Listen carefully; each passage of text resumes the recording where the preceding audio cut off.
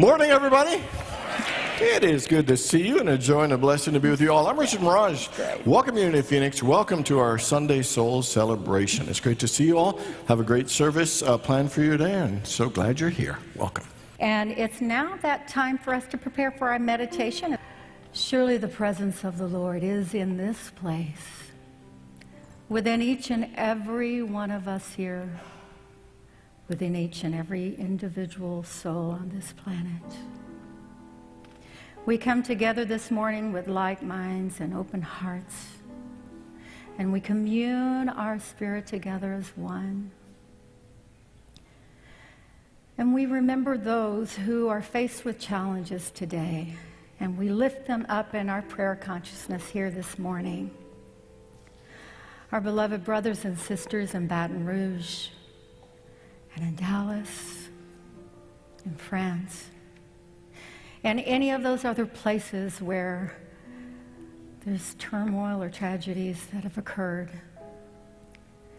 We may not understand them in the moment, but we know that God is ever present within each and every one of them. As we lift them up in our prayers and in our hearts, we surround them with our love, and we affirm divine healing.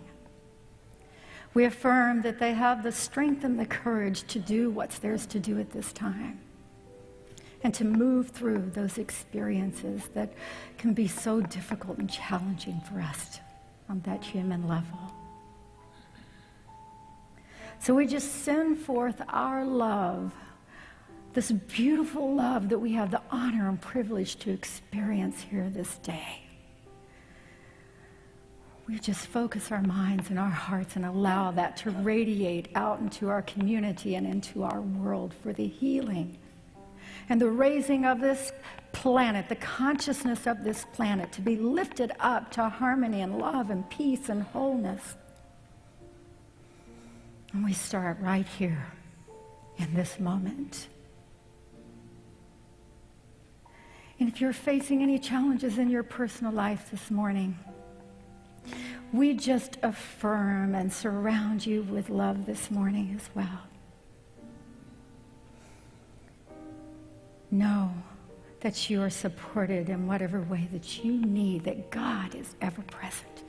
And with God, all things are possible, even when it appears that they are not. God is that possibility.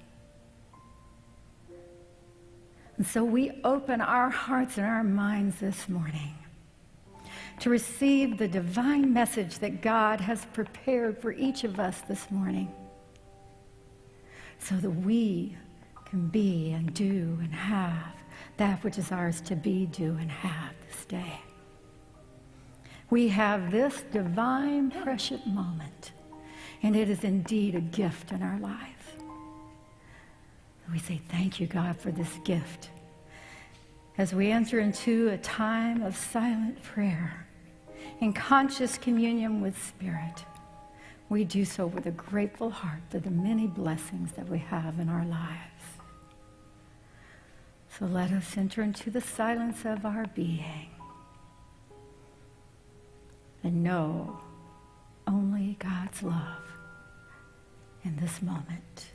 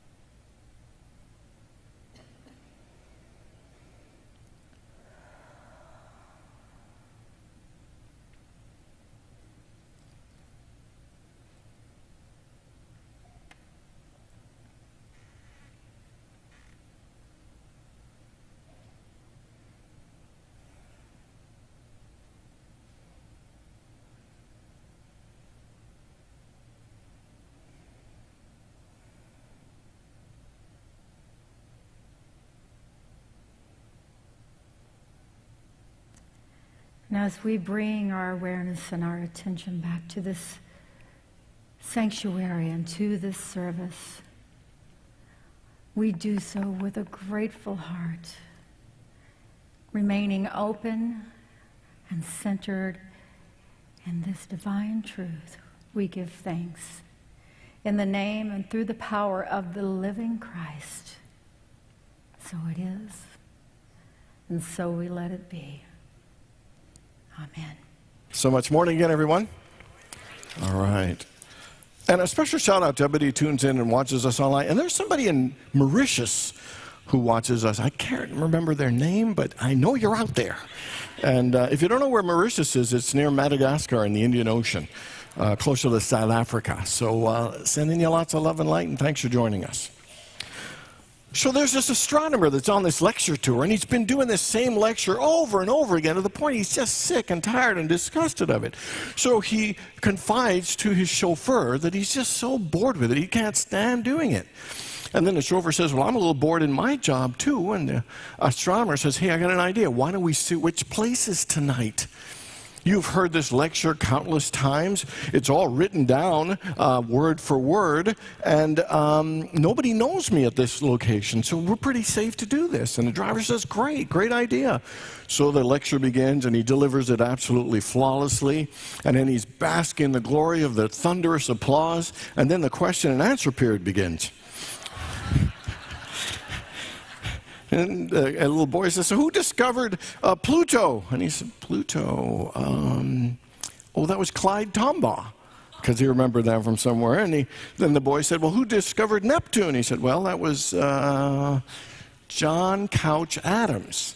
And then another question comes from a different person, and this is it. They said, would you please comment on the relative merits of the pulsation instability model and the accretion disk instability model for the explanation of outbursts of cataclysmic various stars? And the guy just stood there in his tracks, just totally silent. And then he said, you know, I am surprised that you would ask me such a simple and obvious question. And to prove to you how simple and obvious that answer is, I will have my chauffeur answer for me.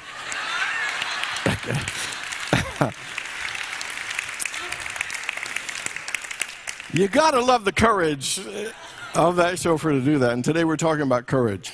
And it is the courage to express our feelings. So how many people have ever had something important that you needed to share with someone, but you got scared and ended up not sharing it? Anybody ever do that? How many people have ever said yes to something you really wanted to say no to? How many people here have ever wanted to express to someone how much you care about them, how much you admire or how much you appreciate them, but you felt shy or thought it would be too embarrassing, so you just didn't do it at all? Anybody? So the question is, why?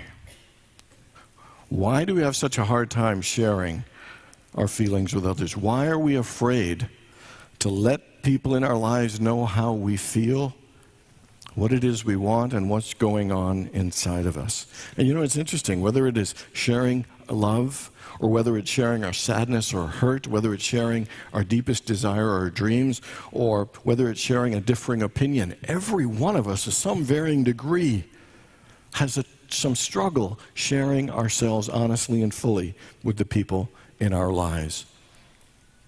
And why is that? I think one of the reasons is, I think at some level, feelings scare us. I think anger scares us, but I think love scares us too.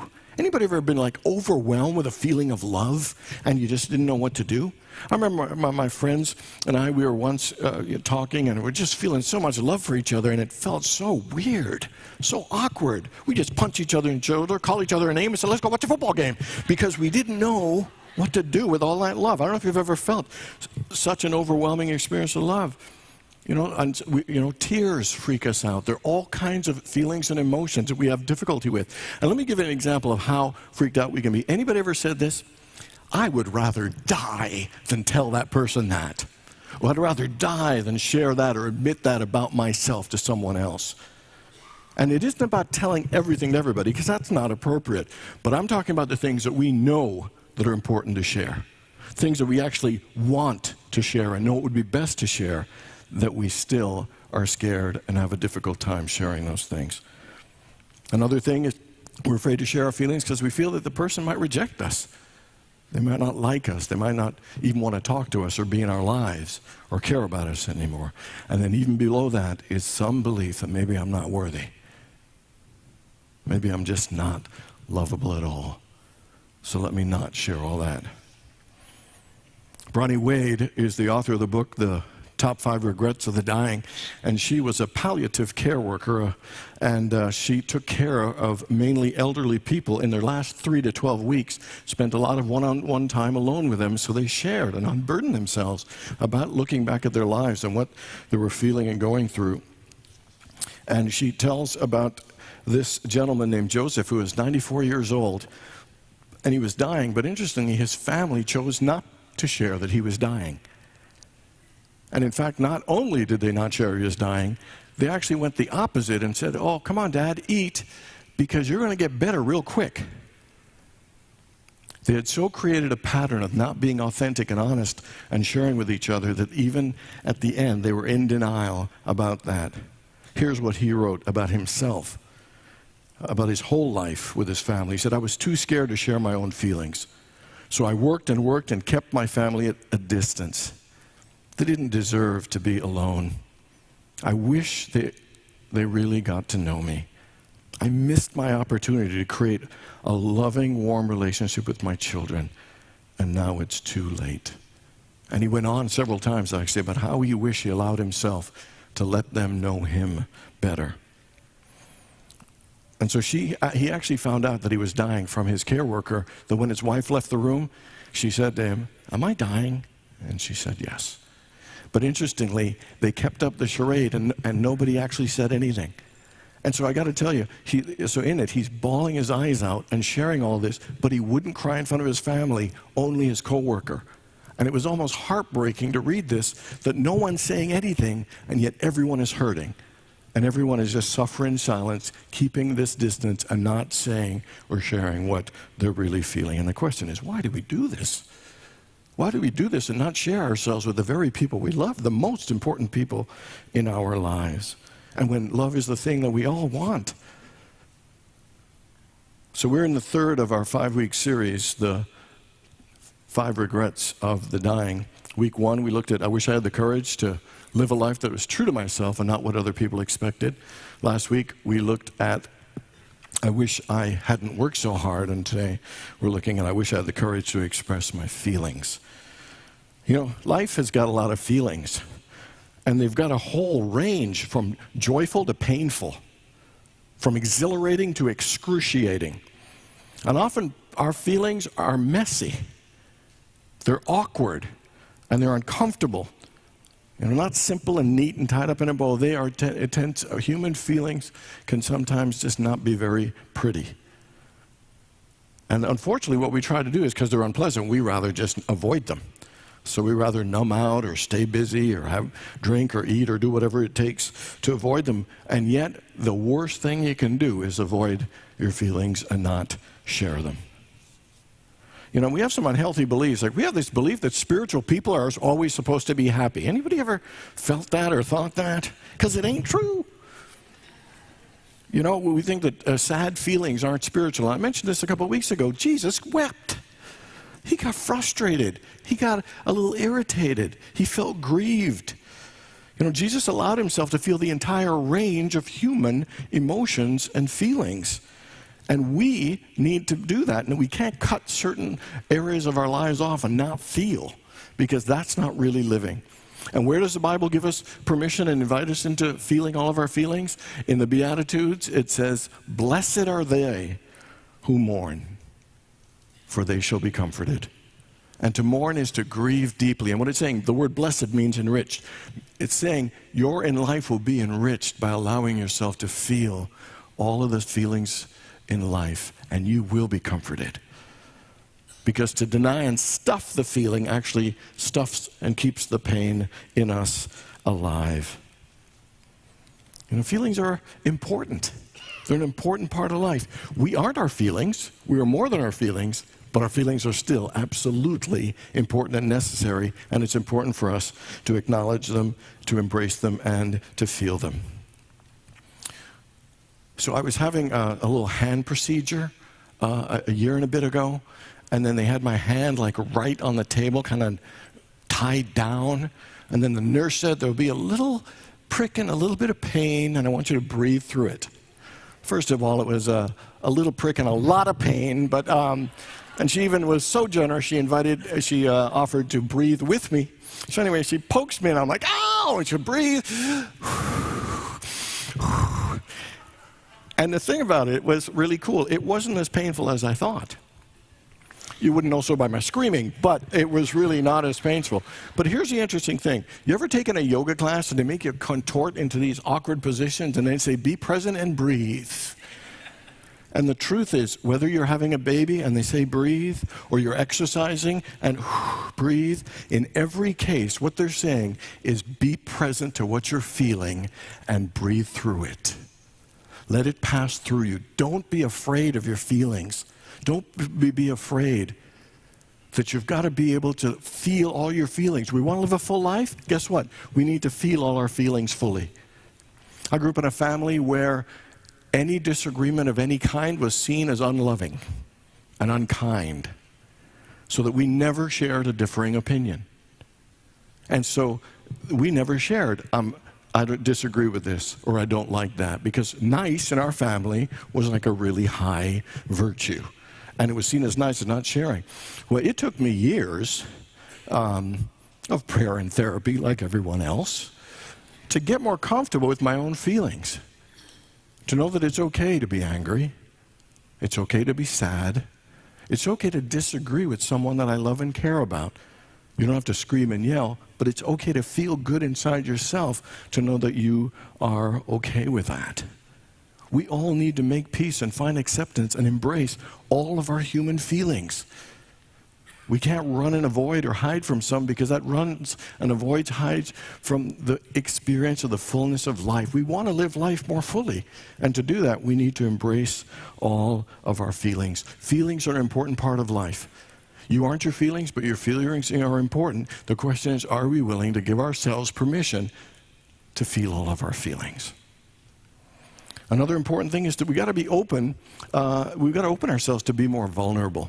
Brené Brown, we've done a couple of her books. Her whole work, all of her work, is about being vulnerable and the importance of and the benefits of being vulnerable.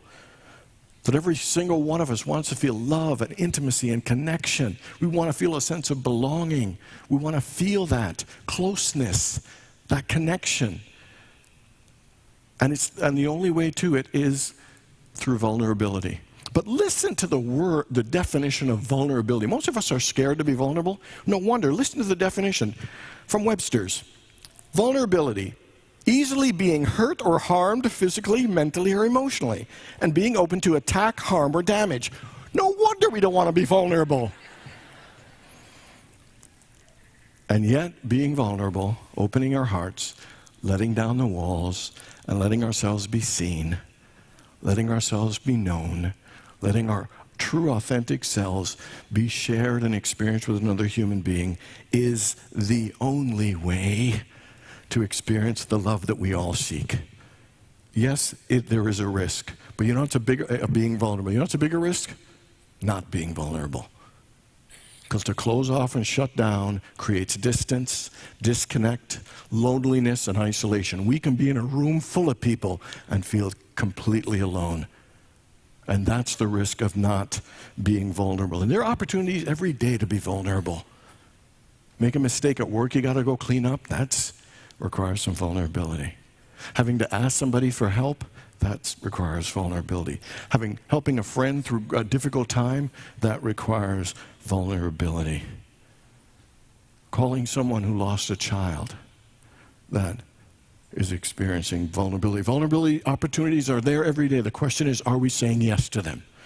Are we opening ourselves to them? And are we allowing ourselves to experience them? I should ask you, where in your life are you being called to be more vulnerable? Who in your life are you being called to be more honest and share yourself, to share what you're going through with? And whether it's a sibling or a friend, maybe it's a coworker, maybe it's a child, maybe it's a partner, it could be anyone. But who are you being called to open your heart to share more of yourself and be more vulnerable? Psalm 139, David, who became King David, is in awe of how God knows everything in him. And then at the end of the psalm, he finally opens up to the opportunity of being vulnerable, and he says this, he says, "Search me, O God, and know my heart. Test me and know my thoughts. See if there's any offense in me, and lead me in the way of the everlasting." And so, to me, I believe that vulnerability is about surrendering and letting go at a deeper level to open your heart and your life to more love and more of the good that you want. So I had this friend named Dave, and he used to work at Salent Unity when I was a student. He even moved out to North Carolina with me for us to be there, and it was really, really a cool experience. I just love him. He's one of the most unique people I've ever met. His voicemail used to say, "Hi, this is Dave. Leave a message. You're going to be glad you did." I love that. I used to phone it sometimes and hoping he wouldn't answer. So I get here, "Hi, this is Dave. Leave a message. You're going to be glad you did." Vulnerability is scary, but it'll open the door to greater things. I encourage you to be vulnerable. Make a commitment to being more open and vulnerable, and you're going to be glad you did. You're going to be glad you did. Scary, but the benefits are incredible. You know, studies show, they actually did studies of people being more authentic, and they said that people, when they're authentic in all ways and not telling even a small little white lie, that increasing their sense of well-being. Secondly, we tend to move through our negative emotions quicker when we're more authentic, and relationships tend to get closer. You ever been like at a meeting and someone shares what their experience was, and you hear the challenge they're going through, and then you share, and then 3 or 4 people share, and the next thing you know, we feel a connection. It is something amazing that they say that the more you are authentic, the more you're vulnerable, that people are drawn to you. You know why? Because our hearts are open.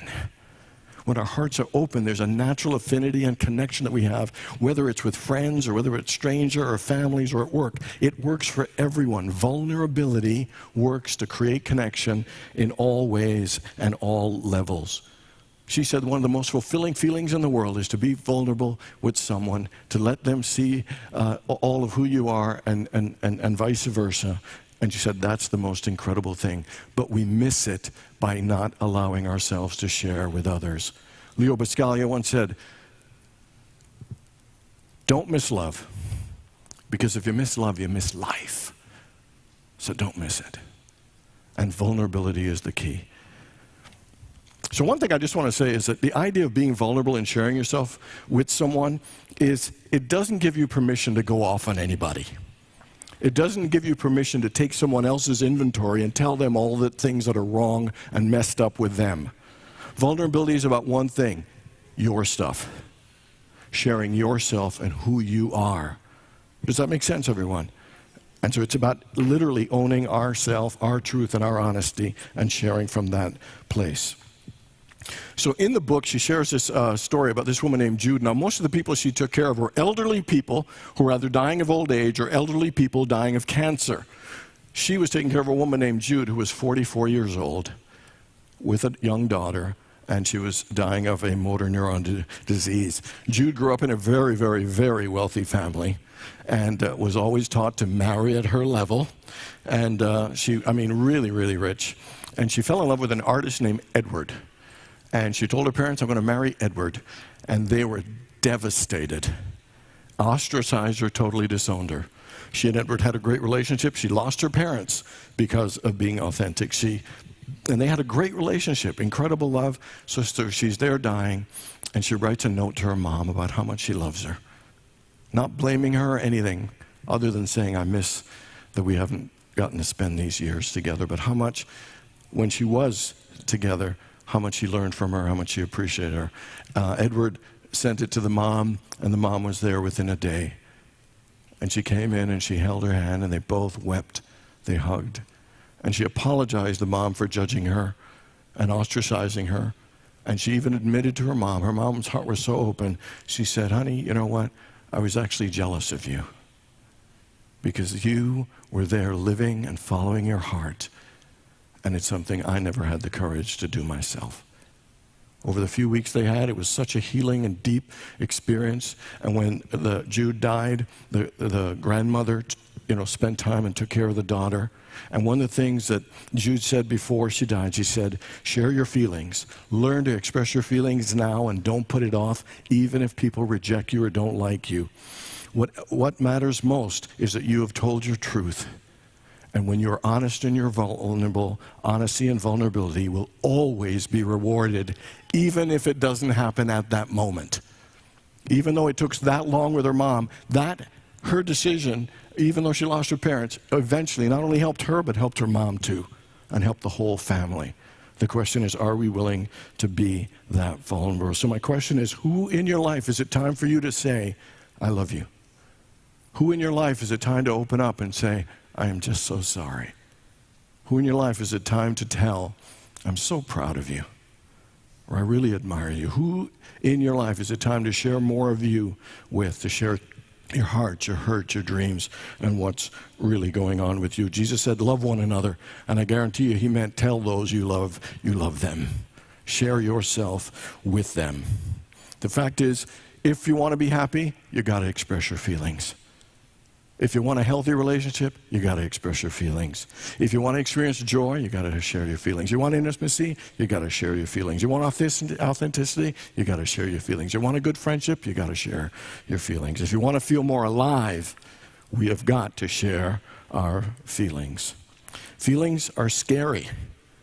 They can be absolutely overwhelming, and yes, vulnerability has a risk, but not as great as not being vulnerable. Let us make a commitment to not have this regret in our lives. Let us accept our feelings. Let us open ourselves to be more vulnerable, and let us share ourselves with the people in our lives. Vulnerability is the key to all the love and connection we are looking for. Make a commitment to be more vulnerable. You're going to be glad you did. God bless you.